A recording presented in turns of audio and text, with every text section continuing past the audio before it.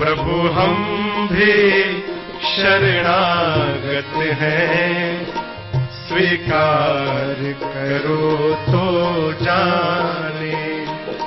अब हमें पतित से पावन, अब हमें पतित से पावन, सरकार करो तो जाने। हरे कृष्ण कृष्ण कृष्ण हरे हरे, हरे Ram Ram Ram Hare Hare.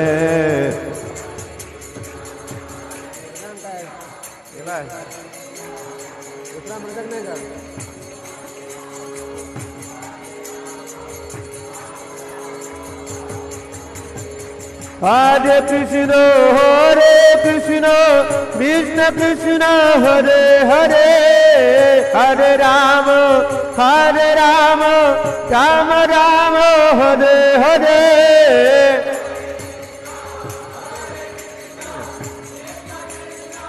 Oh, I'm here. Hare Krishna Krishna Krishna Hare Hare, Hare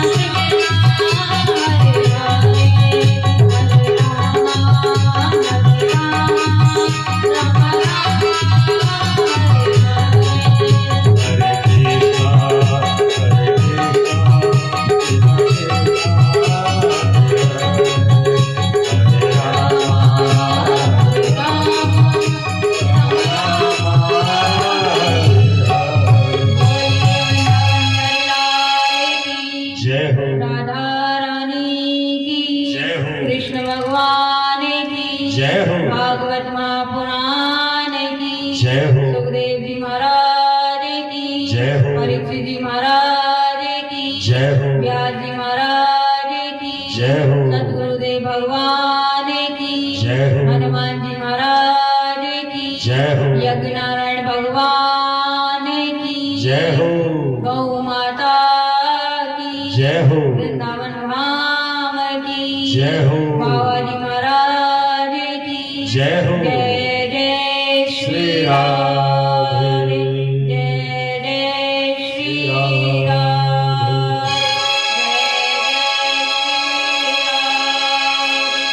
जय गौर हरि बोल।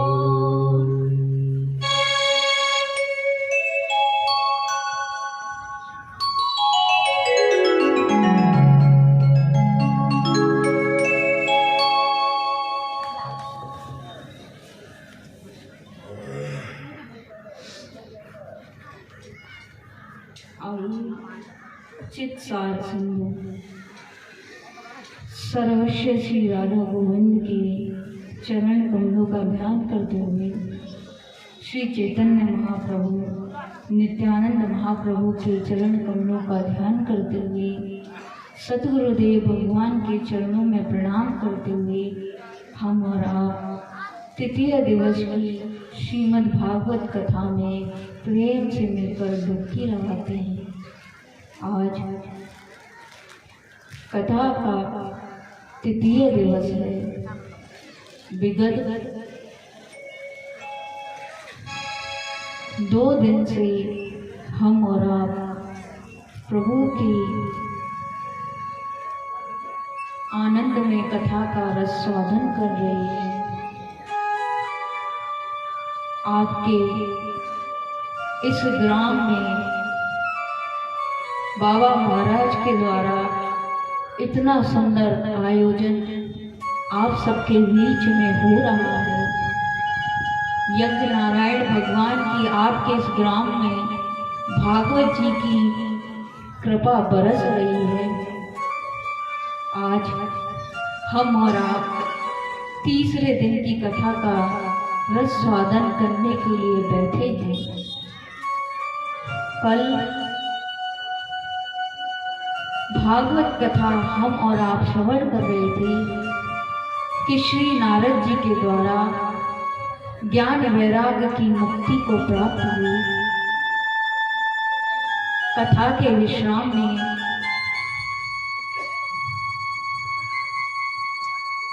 धुंधकारी जैसे प्रेत को भी श्रीमद् भागवत ने मोक्ष की प्राप्ति करा दी। वो 5 वैश्याओं के साथ रहने लगा। वो 5 वैश्याएं कोई और नहीं, हमारी 5 कर्म इंद्रियां हैं। धुंधकारी कौन है? हम और आपका मन हमको गलत कार्यों में ले जाने के लिए प्रेरित करता है। इस मन को प्रभु के चरणों में समर्पित कर दीजिए। हम और आप सुखदेव जी के अवतरण की कथा का रसास्वादन कर रहे थे। नित्य गोलोक में विराजमान श्री राधा रानी और कृष्ण भगवान के लाड़ित पालित श्री सुख विराजमान है। भगवान ने कहा, हे सुख, पृथ्वी पर जाकर तुम अवतार लो और मैं चाहता हूं जन जन पर जाकर मेरी कृपा प्रसाद नाम प्रचार करो। सुखदेव जी कहने लगे, हे महाराज, हे प्रभु, मैं जाने के लिए तैयार हूं, पर आपकी सेवा से मुझे वंचित ना करो। तब भगवान ने कहा, चिंता मत करो, एक रूप से तुम मेरे नित्य गोलोक में विराजमान रहोगे और शरीर रूप से जाओ पृथ्वी पर अवतार लो। इधर एक बार श्री नारद जी मन में विचार किए। नारद जी मन में विचार कर रहे थे कि अब तक मैंने ब्रह्मा ब्रह्माणी में झगड़ा होते हुए देखा, लक्ष्मी नारायण के बीच में मैंने झगड़ा होते हुए देखा। आज तक कभी मैंने भगवान शंकर मैया पार्वती के बीच झगड़ा होते नहीं देखा। और नारद जी कहाँ पहुंच गए? नारद जी नारायण नारायण करते करते कैलाश पर्वत की ओर पहुंचे हैं। और नारद जी क्या किए, भगवान शंकर भोर में उठकर मैया पार्वती से कहते हैं, अरे देवी मैं अपने ध्यान के लिए जा रहा हूं। नारद जी ने देखा मैया पार्वती अकेली बैठी है। मैया को देखकर बोलने लगे, अब तो अपना काम बन गया। इधर भगवान शंकर ने देखा कि आज नारद जी कहीं मैया पार्वती के दर्शन के लिए जा रहे हैं, जहां नारद पहुंच जाए तो वहां झगड़ा ना हो, ऐसा तो हो नहीं सकता। नारद जी वहां पर पहुंच गए और मैया के द्वार पर जाकर कहने लगे, मैया भिक्षाम देवी भिक्षाम देवी। मैया पार्वती ने देखा नारद बड़े दिन बाद आना हुआ, बड़ी प्रसन्न हुई। नारद जी को अंदर बुलाया। नारद जी की गुरु कौन है? स्वयं मैया पार्वती। और मैया पार्वती के गुरु कौन है? स्वयं नारद जी। सुंदर आसन दिया और नारद जी को बिठाया है। और मैया कहने लगी, नारद हे महाराज, बड़े दिनों बाद आपने हमको दर्शन दिए, इतने समय से आप कहाँ विराजमान थे? तब नारद जी कहने लगे, मैया कहाँ बताऊं, अब मैंने संसारियों के बीच आना जाना छोड़ दिया है। मुझे ऐसा लगता है कि अब संसार में प्रेम बचा ही नहीं। मैया पार्वती बोल उठी कि प्रेम बचा ही नहीं। अरे नहीं नारद, तुमको पता नहीं मुझ में और प्रभु में कितना प्रेम है। मैं क्या बताऊं कि जो गुरु ने मंत्र दिया उस मंत्र को भी मुझे बता दिया। कहते हैं ना, जब गुरु दीक्षा होती है तो किसी को भी गुरु मंत्र नहीं बताना चाहिए। हे नारद, तुम्हारे प्रभु ने वो मंत्र भी मुझे बता दिया। अच्छा मैया,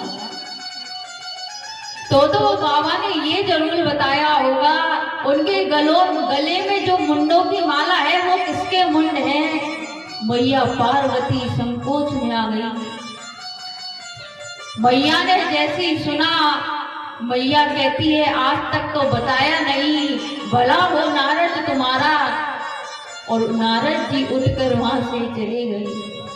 इधर संध्या हुई। संत महापुरुष विनोद में कहते हैं कि मैया पार्वती कैलाश पर्वत पे कोप भवन में जाकर बैठ गई।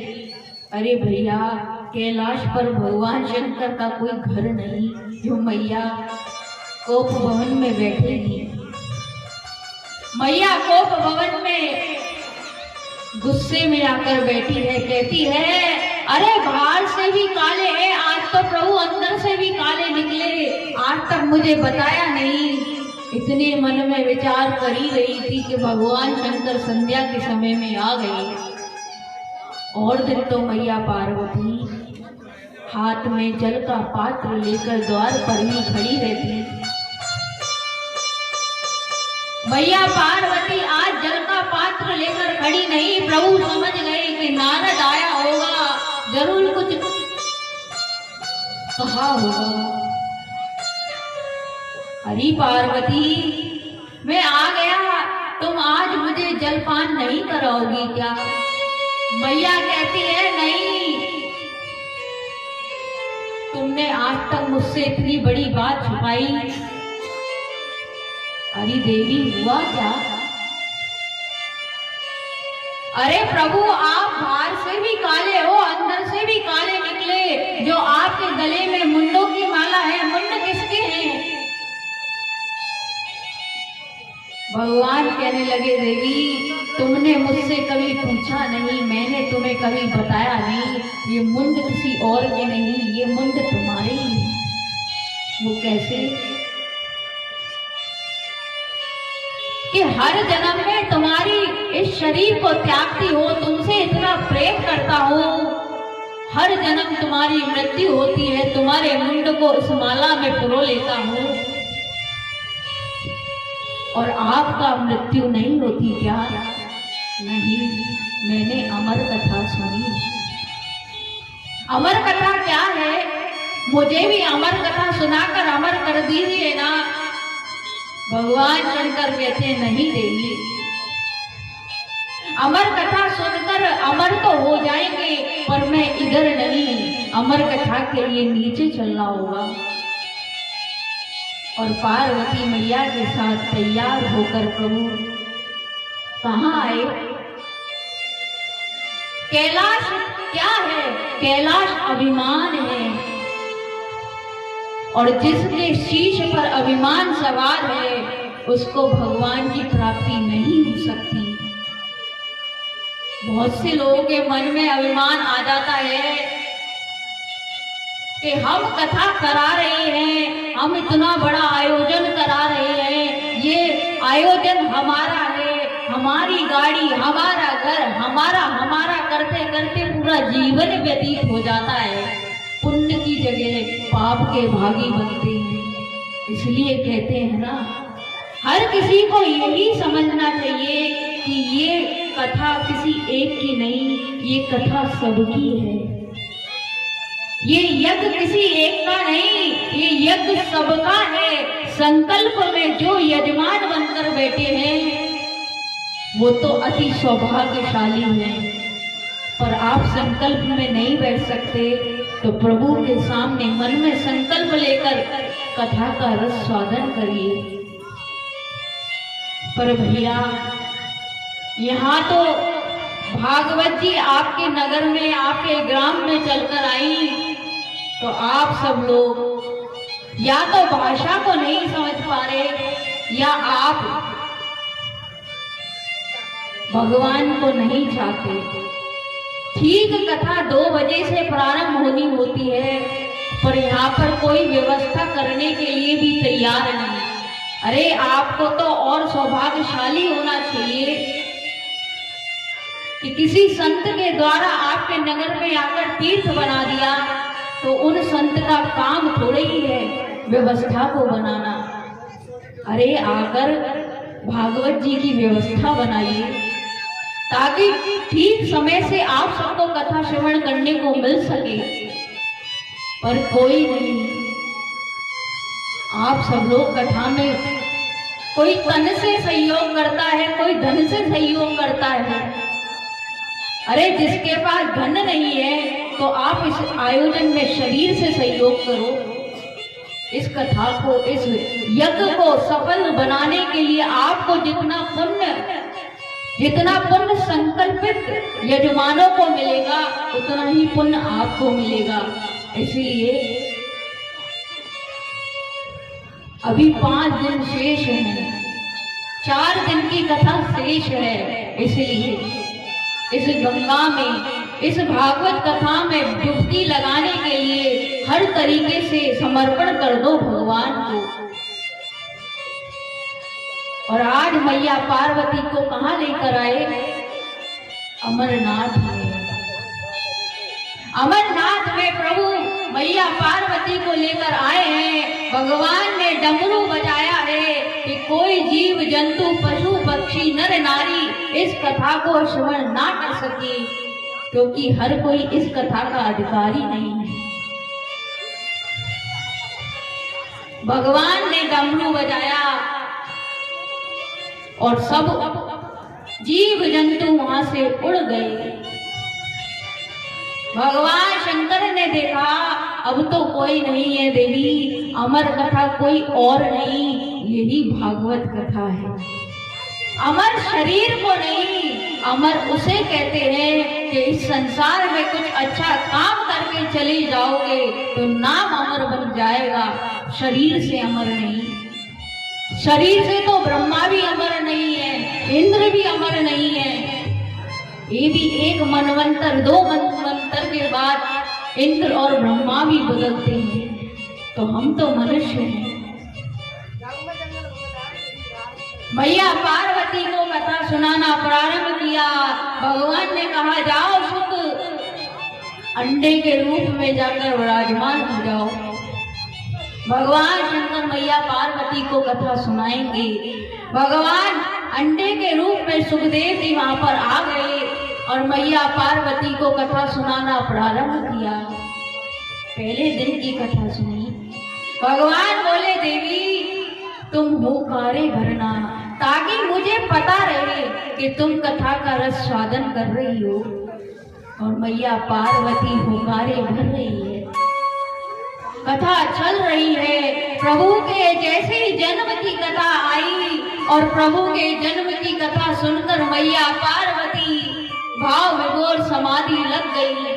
और जैसी भाव विभोर समाधि लगी तो मैया पार्वती ने हुंकारे बनना बंद कर दिए। मैया हुंकारे बनना बंद की। सुखदेव जी वृक्ष पर बैठे हुए थे, इतने में अंडे से बाहर आ गए और क्या करने लगे, हुंकारे भरने लगे। और जैसे ही कथा में सुना कि प्रभु इस पृथ्वी को छोड़कर अपने भगवत धाम को जा रहे हैं, उसी समय मैया की नेत्र खुले। मैया ने भगवान के चरण पकड़ लिए, प्रभु मुझे क्षमा करना, मेरी भाव समाधि लग गई। भगवान ने कहा, अभी हुंकारे कौन भर रहा था, किसने मेरी कथा की चोरी की? उसी समय भगवान ने अपना त्रिशूल उठाया और उस सुख रूपी तोते को मारने के लिए दौड़ पड़े। आगे आगे सुखदेव जी जा रहे हैं, पीछे पीछे भगवान, आगे आगे सुखदेव जी, पीछे पीछे भगवान। अरे तूने मेरी कथा की चोरी कर ली, अरे तू बहुत बड़ा चोर है। कि इतने में वेद व्यास जी की पत्नी माँ बेटिका अपने घर के छज्जे पर खड़ी होकर केस झाल रही थी कि इतने में जमाई आ गई। और जमाई आई सूक्ष्म रूप बनाकर सुखदेव जी माँ बेटिका के गर्भ में प्रवेश कर गए। और भगवान शंकर वेद व्यास जी के द्वार पर पहुंचे, तुमने मेरे चोर को अपने यहाँ छुपाया है, बाहर निकालो। वेद व्यास जी बोलने लगे, प्रभु आपके कैलाश पर्वत पर ऐसा कौन सा धन रखा था कि उस चोर ने चोरी कर ली? अरे नहीं, उसने मेरी कथा चुराई है और कथा सुनने के बाद अमर हो गया। उसी समय वेद व्यास जी ने भगवान को समझाया, अब तो कथा सुन ली और सुनकर अमर हो गया। अरे प्रभु वो कोई क्षमा करने योग्य है, आप क्षमा कर दीजिए। भगवान शंकर ने नारायण भगवान की ओर दृष्टि लगाई तो क्या देखा, वो तोता कोई साधारण नहीं, वो तोता स्वयं भगवान गोलोक नित्य गोलोक में विराजमान प्रिया प्रियतम के लालित पालित सुख है। उसी समय भगवान शंकर ने आशीर्वाद दिया और धीरे धीरे समय बीता। 12 बरस बीत गए। अरे बेटा बाहर आ तो सही। नहीं पिताजी, मैं बाहर नहीं आऊंगा। अरे देख तेरी माँ को बड़ा कष्ट होता होगा, पर मना कर दिया।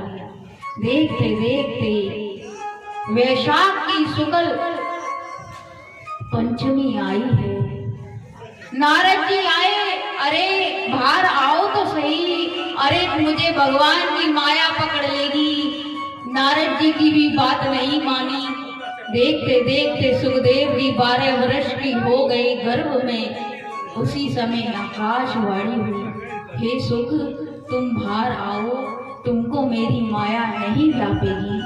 और सुखदेव जी 12 वर्ष के सुखदेव जी वैशाख मास की शुक्ल पक्ष की पंचमी को माँ बेटिका के गर्भ से जन्म लेते हैं। बोलिए सुखदेव जी महाराज की जय हो। और जन्म लेते ही 16 वर्ष की अवस्था बनाकर वन में चले गए। इस प्रकार कथा तो बहुत लंबी है, संक्षेप में कहते हुए आगे बढ़ेंगे।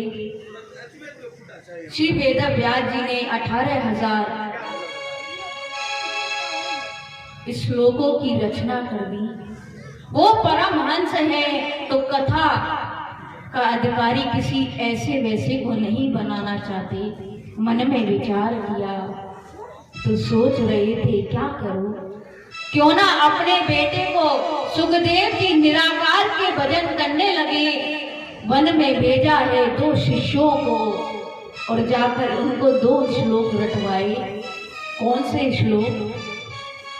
वेणु गीत का एक श्लोक। और भगवान जब पूतना को मारे, भगवान की दयालुता का वर्णन करके वन की ओर भेजा है और वहां जाकर शिष्यों ने श्लोक का पाठ करना प्रारंभ किया। वरहा पीड़म नटवर बपू कर्ण योग कड़ी कारम विपरत भाग कनक कपिशम वैजंती चामाला। भगवान के सुंदर स्वरूप का वर्णन कर रहे हैं। भगवान का कैसा स्वरूप है?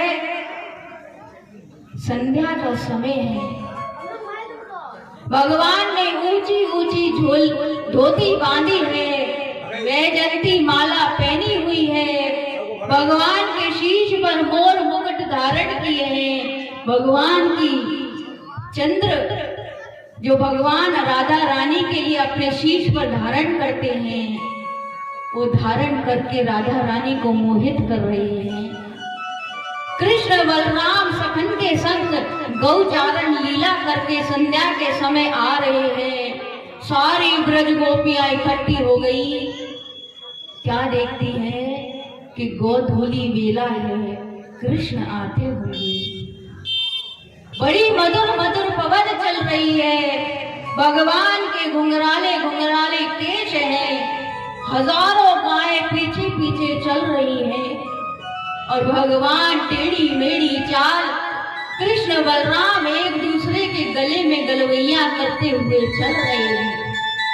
प्रभु एक हाथ से वेणुनाद करते हैं।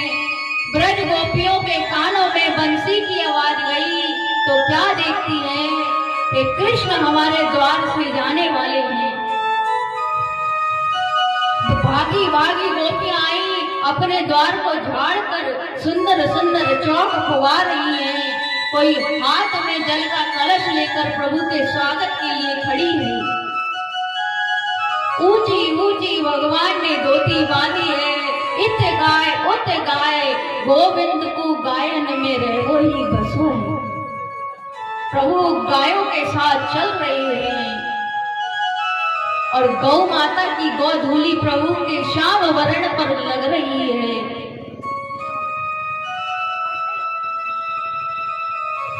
मधुसूदन मन सुखा सारे अष्ट सखन ने गोपाला ने ठाकुर जी को घेर ले। चोरे लाला जे बैजंती माला तो तेरी बड़ी लंबी है, तू तो दिखने में नेक सोसो है, नेक हमें बैजंती माला पहना दे। ठाकुर जी बैजंती माला पहना देते। टेढ़ी मेढ़ी चाल चल रही है। प्रभु ने एक कान में कनेर का पुष्प लगाया है। सारी ब्रज गोपियां देखकर भगवान की तरफ मोहित हो रही है और क्या कह रही है? प्रभु की बंसी कोई साधारण नहीं। कैसी है बंसी प्रभु की? या बंसी ने तो भैया सारे वृंदावन के वृक्षण को लतन पतन को राधे राधे के वो सिखा दी। तो ये बंसी कोई साधारण नहीं। तो सारी ब्रज गोपियां क्या कह रही हैं? बड़ा सुंदर भाव है। तेरी बंसी पे जाओ बलिहार रसिया, मैं तो नाचूंगी तेरे दरबार रसिया। तेरी बंसी पे जाओ बलिहार रसिया, मैं तो नाचूंगी डीजे बजा रसिया। तेरी बंसी पे जाओ बलिहार रसिया, मैं तो नाचूंगी तेरे दरबार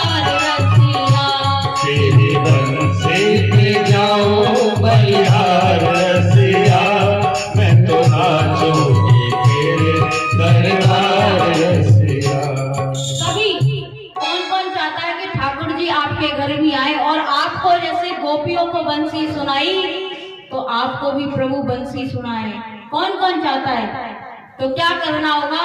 दोनों हाथ उठाकर भगवान को दिखाते हुए तालियों की सेवा करते हुए, तेरी बंसी पे जाओ बलिहारी रसिया, मैं तो नाचूंगी तेरे दरबार रसिया। तेरी बंसी पे जाओ बलिहार रसिया, मैं तो नाचूंगी तेरे दरबार रसिया।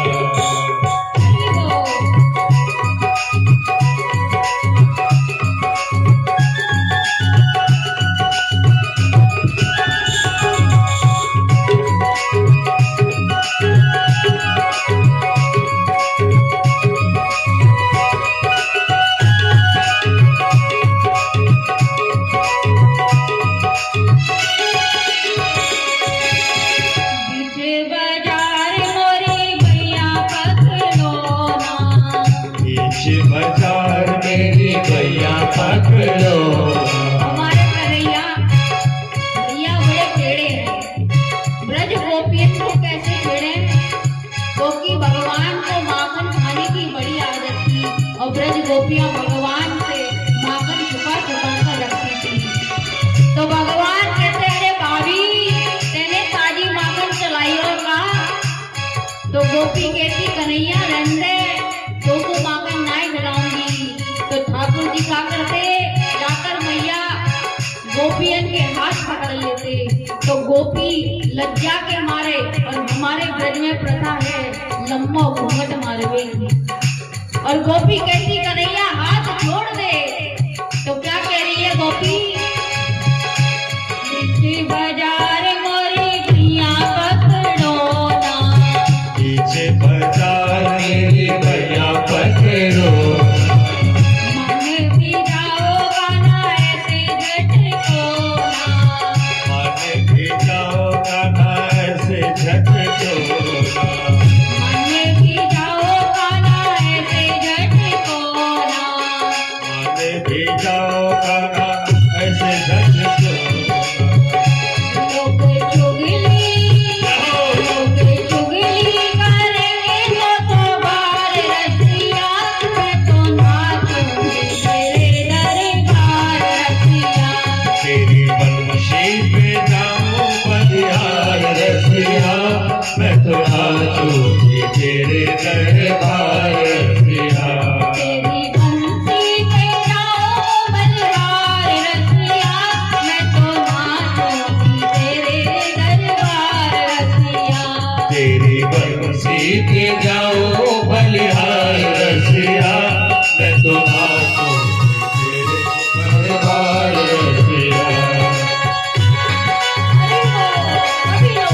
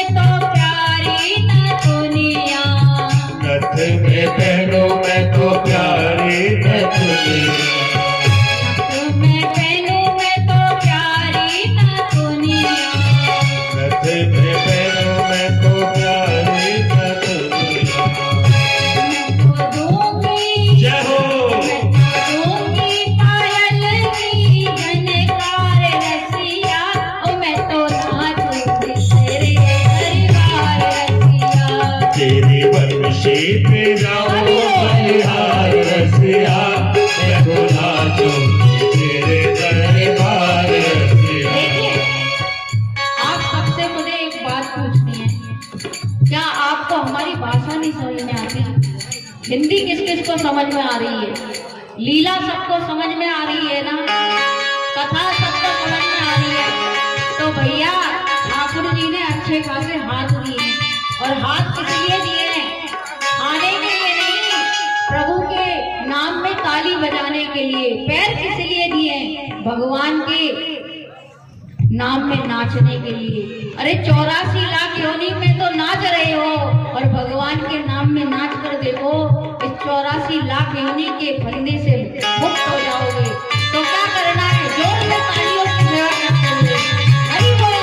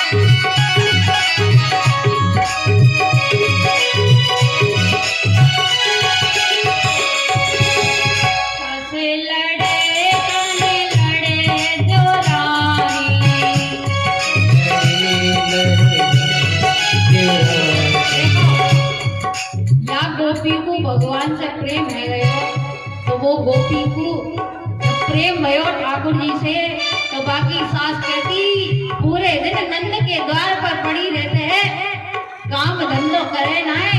और ये नंद के लाला ने इतना परेशान कर दियो कि जाने तो जीनो हराम कर दियो। तो गोपी सब गोपियों के बीच में कह रही है, क्या कह रही है? सास लड़े चाहे लड़े जेठानी, सास लड़े चाहे लड़े जेठानी, लड़े चाहे लड़े जोरानी, लड़े जोरानी।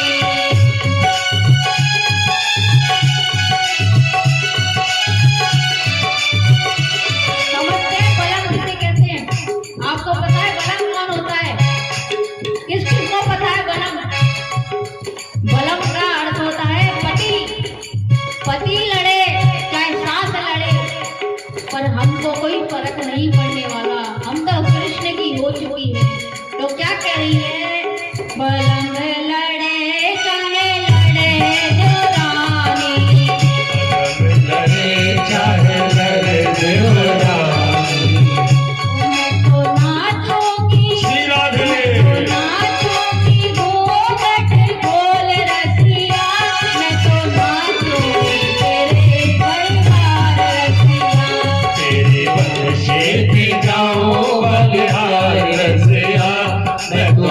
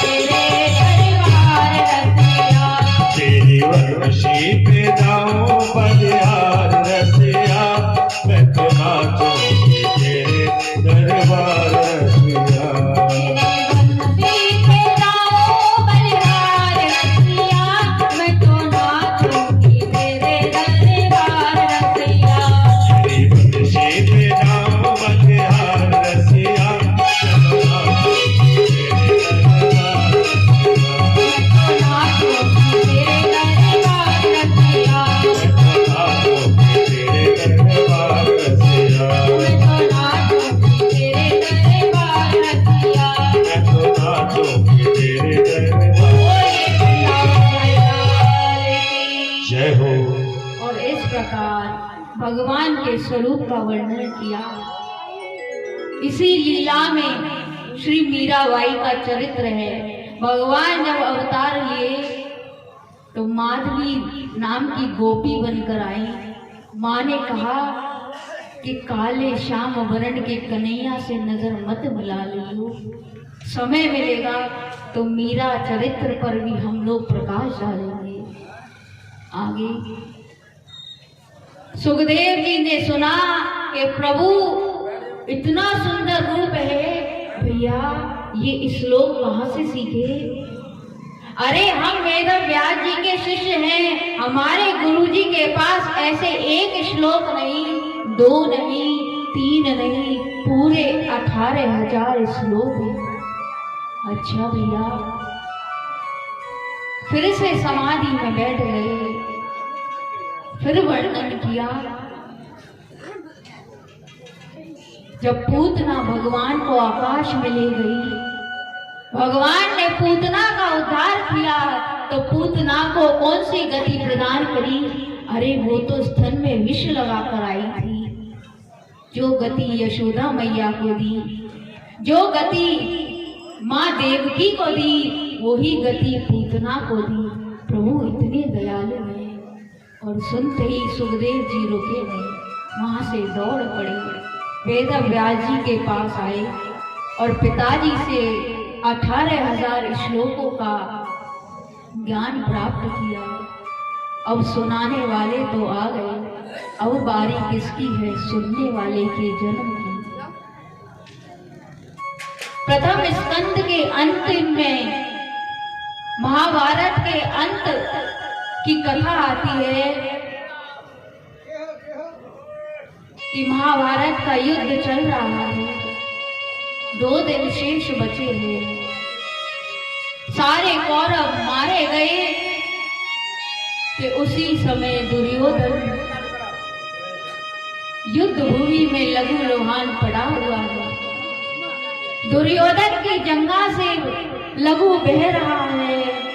दौड़ा दौड़ा अश्वत्थामा आया, हे महाराज ये आपकी ऐसी दुर्दशा किसने की? क्या बताऊं, इस भीम ने मेरे जंगा पर गदा का प्रहार किया, मेरी जंगा टूट गई और मैं इस रणभूमि में पड़ा हूं। अरे महाराज, अभी युद्ध का सिर्फ 2 दिन शेष है। मुझे अगर सेनापति बनाया होता तो कसम से कहता हूँ 5 पांडवों का वंश ना खत्म कर दिया होता। मेरा नाम अश्वत्थामा नहीं। दुर्योधन बोल उठा, आज का सेनापति मैं तुझे चुनता हूँ। जाकर 5 पांडवों के शीश काट कर ही लौटना, और 5 पांडवों के कारण आज मेरी ये गति हुई है, और 5 पांडवों की जो गति हुई वो सबको पता है। महाभारत कोई ग्रंथ नहीं, कोई कहानी किस्सा नहीं, हम और आपके लिए ही प्रभु ने महाभारत की है। 5 पांडवों का जो समर्पण है, प्रभु के प्रति विश्वास है, उसी विश्वास से गोविंद उसकी रक्षा करते हैं। अश्वत्थामा का तिलक किया है, उस लघु से तिलक किया। भगवान जानते थे पग पग पर 5 पांडव मैया द्रौपदी की रक्षा की है। भगवान गंगा स्नान के बहाने रात्रि के समय में 5 पांडव मैया द्रौपदी को लेकर चले गए। 5 पांडवों के पुत्रों को 5 पांडवों के कक्ष में शयन कराने के लिए द्रौपदी छोड़ गई। पीछे से अश्वत्थामा आया, निहत्थे 5 पांडवों के पुत्रों के शीश काट कर और रथ पर सवार होकर प्रश्न तब पूर्वक दुर्योधन से कहने लगा, महाराज जो कोई भी ये काम ना कर सका वो काम आपके अश्वत्थामा ने कर दिखाया। दुर्योधन बड़ा प्रसन्न हुआ। रात्रि का समय है, कहने लगा, अरे इस भीम की खातिर मैं यहाँ पर पड़ा हूँ, उस भीम का सिर मेरे हाथ में दे दो। क्रोध में आया, भीम का सिर तो नहीं था, पांचों पांडवों के पुत्र का, भीम के पुत्र का शीश हाथ में दिया। क्रोध में आकर दोनों हाथों से शीश को दबाया तो शीश चकनाचूर हो गया। दुर्योधन कहने लगा, ये भीम का शीश नहीं हो सकता, ये भीम का शीश नहीं हो सकता, ये अनर्थ कर दिया। जब उजाला करके देखा तो पांचों पांडव नहीं, पांचों पांडवों के पुत्रों के शीश थे। क्या हुआ? दुर्योधन पहले प्रसन्न हुआ, जोर जोर से रोने लगा। अरे भैया, ये तूने क्या कर दिया? हमारे अंतिम बीज को भी तूने खत्म कर दिया। अरे अंतिम बीज हमारा पिंडदान हमारे वंश को चला सकता था, तूने उसी को जड़ से खत्म कर दिया। और कहते कहते दुर्योधन के प्राण छूट गए। दुर्योधन को वरदान मिला था, दुर्योधन की मृत्यु जब होगी, जब अधिक प्रसन्न होगा और एक कुछ क्षण बाद ही दुखी होगा, तब उसकी मृत्यु होगी। तो दोनों काम एक साथ कभी नहीं हो सकते। दुर्योधन सोचने लगा, मैं तो अमर हो गया, पर प्रभु की माया ऐसी है, एक पल पहले बड़ा प्रसन्न हुआ और दूसरे पल ही दुखी होकर प्राणों को त्याग दिया। इधर सारी दासियां दौड़ी दौड़ी आई, पूरे कक्ष में रोने धोने की आवाज, चीख पुकार मच गई। अरे किसी पापी ने पांचों पांडवों के पुत्रों को मार दिया, सोते हुए पुत्रों को मार दिया। भगवान के कानों में आवाज पहुंची, दौड़ी दौड़ी द्रौपदी आई है, माँ कुंती दौड़ी दौड़ी आई, पांचों पांडव दौड़े, द्रौपदी रो रही है, जोर जोर से रोने लगी। कि इतने में ही द्रौपदी जब रो रही थी, माता ये नीचे जलाइएगा, धुआं जाएगा। द्रौपदी जोर जोर से जो रोई, अर्जुन उठ खड़े हुए कहने लगे कि मेरा नाम गांडीवधारी नहीं, जिस पापी ने मेरे पांचों पुत्रों को मारा है, संध्या जब होगी, जब तक मैं द्रौपदी तुम्हें लाकर सौंप ना दूं। कि इतने में पांचों पांडव, मैया द्रौपदी रो रही है। भगवान श्री कृष्ण ने रथ निकाला, बैठ अर्जुन, आज उस आताताई को पकड़कर लाएंगे जिसे द्रौपदी के पांचवी संतान को मार दिया। प्रभु रथ पर सवार हुए। अश्वत्थामा समझ गया कैसे बचे, रथ आगे आगे दौड़ रहा है, प्रभु पीछे पीछे दौड़ रहे हैं। रथ अश्वत्थामा का गिर पड़ा, अश्वत्थामा लहूलुहान भूमि में गिर गया। सोचने लगा क्या करूं, कि उसी समय ब्रह्मास्त्र छोड़ दिया। 6 ब्रह्मास्त्र छोड़े हैं अश्वत्थामा ने। अर्जुन की ओर ब्रह्मास्त्र आने लगा और त्राही माम पाही माम, त्राही माम पाही माम अर्जुन जी पुकार रहे हैं। भगवान कहते हैं, अर्जुन स्त्री की भांति काहे रुदन करते हो? अरे तुमको भी तो ब्रह्मास्त्र चलाना आता है, तुम भी कांटे को कांटा निकालता है, लोहे को लोहा काटता है, तुम भी चला दो। अर्जुन ने ब्रह्मास्त्र चला दिया तो क्या हुआ कि सारी पृथ्वी कांपने लगी, सारे देवी देवता घबराने लगे, चारों ओर ब्रह्मांड हिलने लगा। उसी समय वेदव्यास जी ने आकर समझाया, अश्वत्थामा ब्रह्मास्त्र चलाना जानता था पर उसको वापस लेना नहीं आता। क्या किया? इधर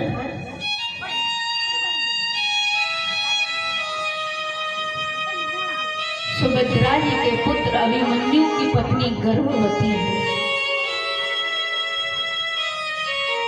पांचों पांडव का अंतिम बीज है।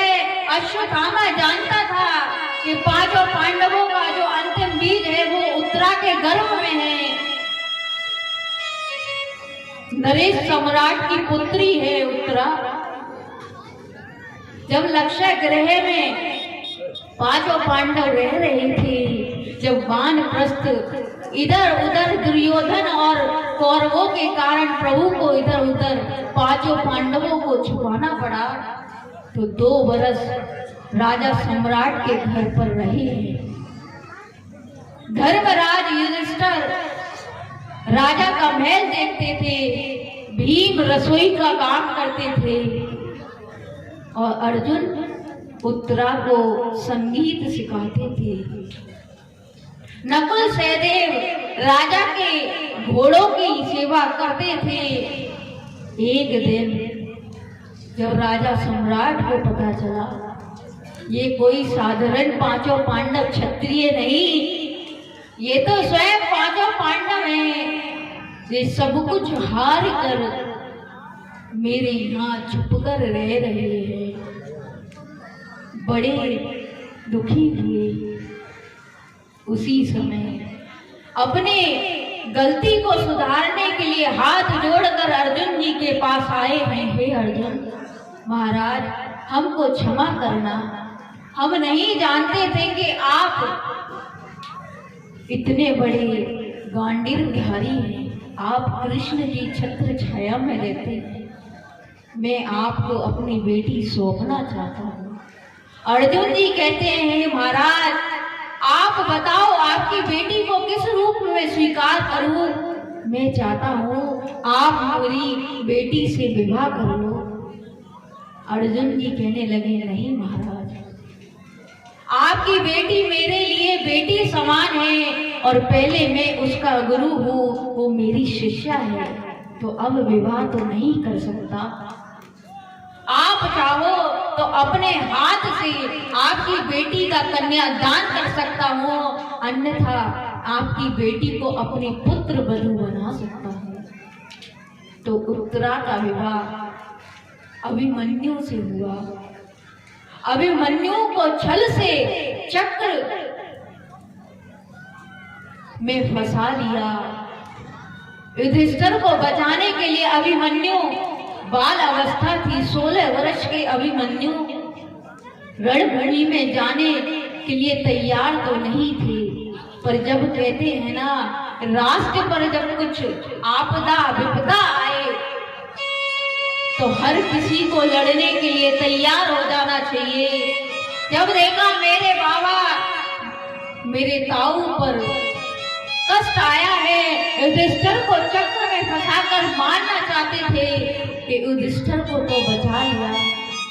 और रात्रि का समय है, उत्तरा से कहने लगे अभिमन्यु, हे उत्तरा अब तो धर्म संकट है, अब तो मुझे रणभूमि में युद्ध के लिए जाना चाहिए। तुम ऐसा करो, अगर संध्या के समय में लौट कर ना आऊं तो तुम अपने प्राणों की रक्षा करना। उत्तरा रो रो कर कहने लगी कि क्षत्रानी का तो धर्म ही यही है कि अपने पति की अर्थी के साथ सती हो जाए। अरे नहीं, तुमको पांचों पांडव का अंतिम बीज की रक्षा करनी है, तुम्हें अपने शरीर की चिंता नहीं, वो जो तुम्हारे गर्भ में हमारा अंतिम बीज है उसकी रक्षा करो। तो इतने में इधर सुंदर सा रथ तैयार है। भगवान द्वारका से आए हुए बहुत समय बीत चुका है। प्रभु द्वारका से आए हैं और प्रभु कहते हैं अब तो तुम्हारी विजय हो गई, सारे कौरव मारे गए, अब मुझे द्वारका जाना चाहिए, मुझे सारी द्वारका की व्यवस्था भी देखनी है कि भगवान का रथ तैयार है। कुरुक्षेत्र में प्रभु का रथ पर द्वारका की ध्वजा लगाई गई कि भगवान चरण रथ पर रखने ही वाले थे। पाई माम रक्ष माम गर्भवती उत्तरा दौड़ी दौड़ी कृष्ण के पास आ रही है। हे प्रभु मेरी रक्षा करो, मेरी रक्षा करो।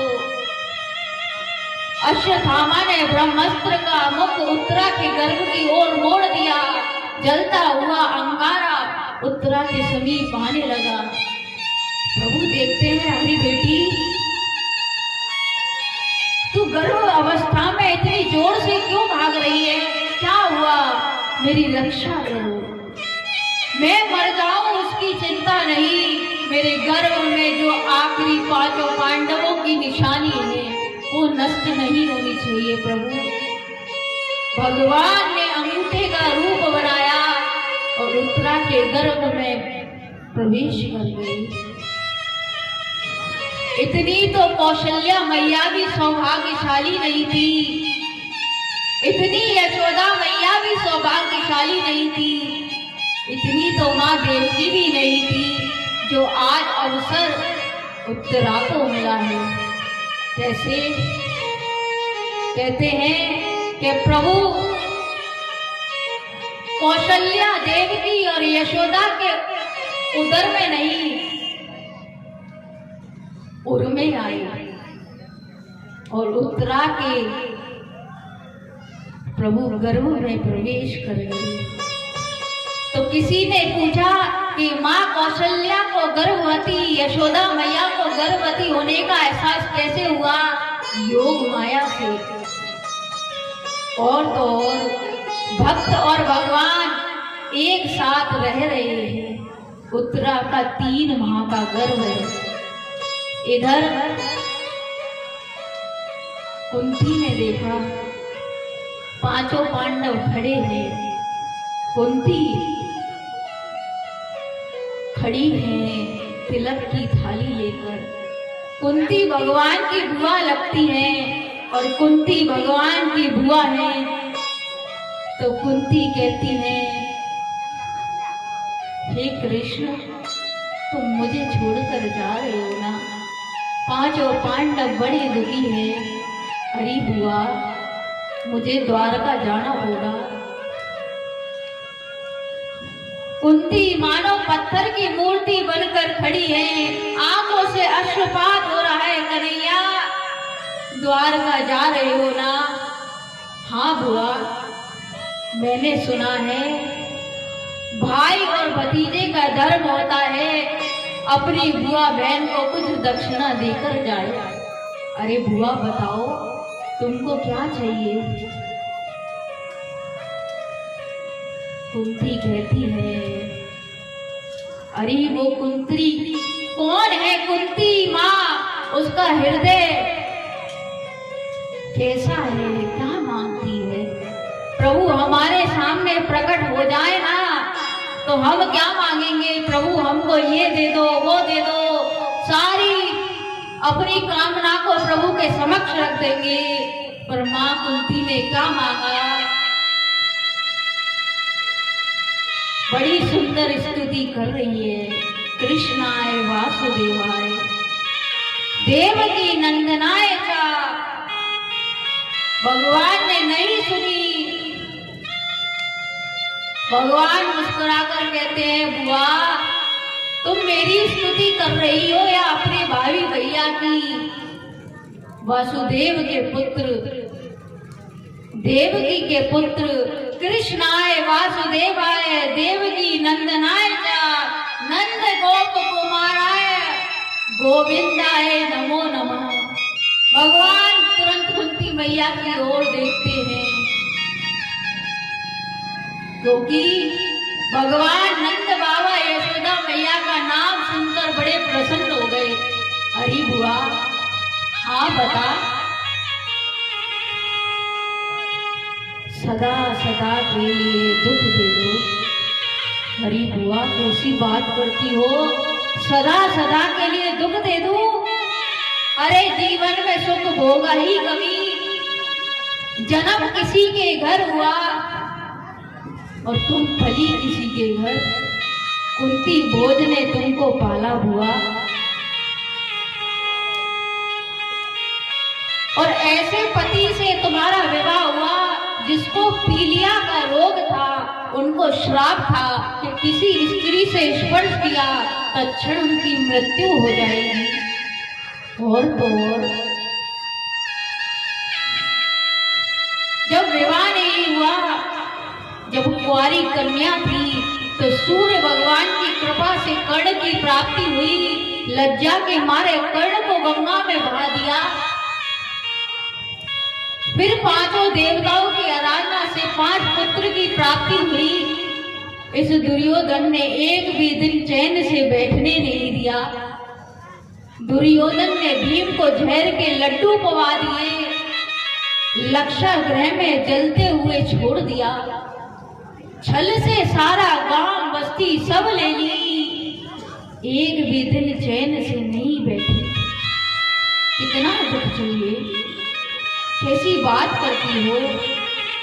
कुंती कहती है, प्रभु दुख में सुमरन सब करे, सुख में करे ना कोई। और सुख में सुमरन सब करे तो दुख काहे को होए। और सच बात है, जब सुख आता है ना तो कोई भगवान की तरफ नहीं जाता। जब कष्ट आता है तो संसार की ओर हम और आप पुकारते हैं, अरे बुआ क्या चाहिए, धन ले लो, दौलत ले लो, जो मन चाहे वो ले लो, पर मैं सदा सदा के लिए विपदा नहीं दूंगा, दुख नहीं दूंगा। अरे दुख दूंगा नहीं, अरे दुख दोगे तो मेरे को तुम्हारा स्मरण बना रहेगा। भगवान मना कर दिए, इसलिए दुख मांग रही हो। मैं द्वारका जा रहा हूँ। हाँ गोविंद, तुम्हारे जाने के बाद मैं क्या करूंगी। आज सुख की बेला आई तो छोड़कर चल दिए। अरे द्रौपदी के 5 पुत्र मार दिए। वो छत्राणी जब अश्वत्थामा को प्रभु रथ से बांध कर लाए तो द्रौपदी रोते हुए कहती है, छोड़ दो, छोड़ दो। अरे जैसे मैं रो रही हूँ ऐसी ही मेरी माँ, गुरु माँ भी रोती होगी।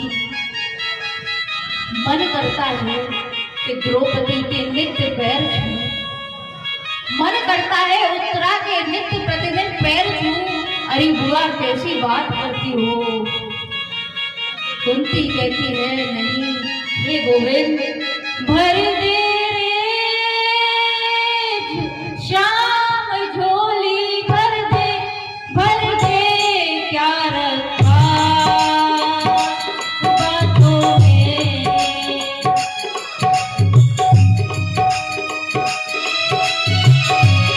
क्या कहती है कुंती मैया ने अपनी साड़ी की झोली को प्रभु के समक्ष फैला दिया और कह रही है, हे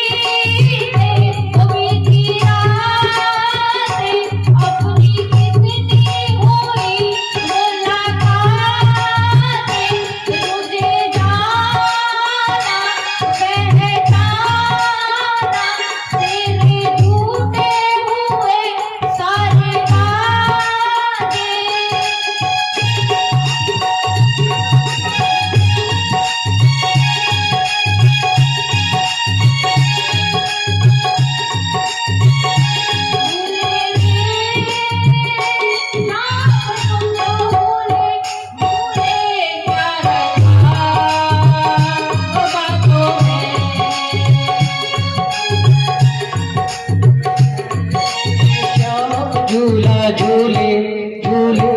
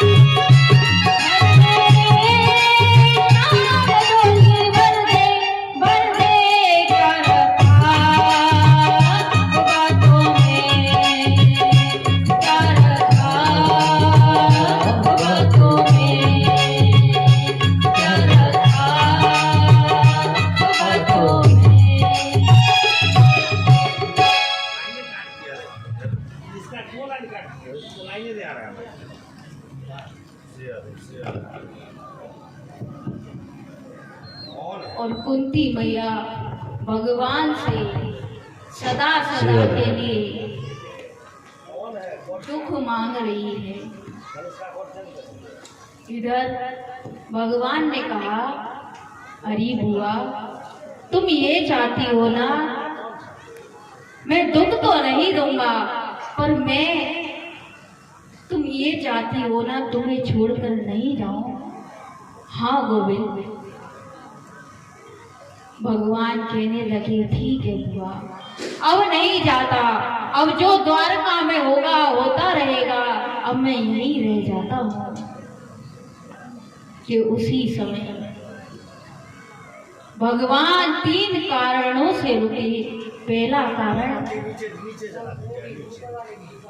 भगवान उत्तरा की रक्षा करने के लिए, और दूसरा कारण, युद्ध के मैदान में एक गंभीरान में भीष्म से महान लेटे हुए हैं, भीष्म पितामह के लिए। और तीसरा, कुंती मैया की कहने पर प्रभु रुक गए। इधर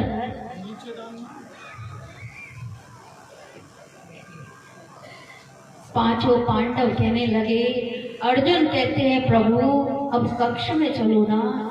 भगवान कहते हैं ना, हटाने के लिए जा रहे सब हटा दीजिए भैया, सारी अगरबत्ती हटा दो। आगे पूरी ये चारों तरफ जला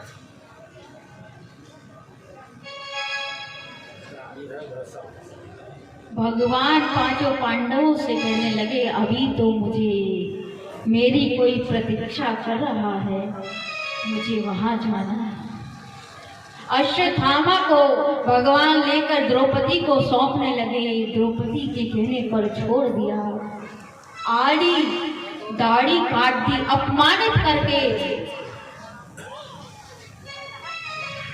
वहां से अश्वत्थामा को निकाल दिया। इधर पांचों पांडवों को लेकर, द्रौपदी को लेकर भीष्म पितामह के समीप पहुंचे हैं। इधर सरसैया पर रोम रोम में बाण लगी है, लहू बह रहा है। युद्ध के मैदान में एक गंभीरान में बाणों की सैया पर लेटे हुए हैं भीष्म से महान। भीष्म पितामह प्रभु की प्रतीक्षा कर रहे हैं, क्योंकि वादा किया था, जब मेरा अंत समय आए, हे गोविंद मेरे निकट अवश्य आना, मुझे दर्शन अवश्य देना।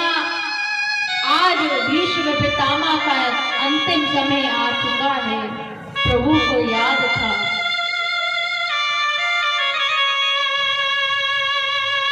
भगवान श्री कृष्ण ने कहा, युद्ध में जब चल रहा था, अकेली ऐसी स्त्री थी मां द्रौपदी, अकेली छत्रानी रणभूमि में अकेली खड़ी रही, और जिसके रक्षक गोविंद हो उसका बाल वाका कौन कर सके। भीष्म पितामह ने कहा था दुर्योधन की पत्नी से, ऐसा करना, रात्रि में मेरे कक्ष में अपनी पत्नी को भेजना और मैं तुम्हारी पत्नी को सौभाग्यवती भव का आशीर्वाद दूंगा और देखना युद्ध में तुम्हारी ही जीत होगी। इधर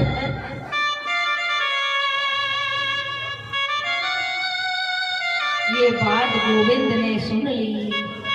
रात्रि में अर्जुन के कक्ष में द्रौपदी सोई हुई है। अरे द्रौपदी उठो तो सही। अरे प्रभु इतनी रात्रि में कैसे? अरे उठो, चलो तुम मेरे साथ। और गोविंद के साथ द्रौपदी जी जाने लगी। द्रौपदी ने पादुकाएं पहनी थी। प्रभु कहने लगे द्रौपदी रात का समय है, ना जाने लोग क्या सोचेंगे, लाओ अपनी पादुकाओं को उतार कर मुझे दे दो। द्रौपदी ने अपनी पादुकाएं गोविंद को दे दी। प्रभु ने बगल में दबा ली। जगत पिता परमेश्वर अपने भक्त के लिए क्या नहीं करते।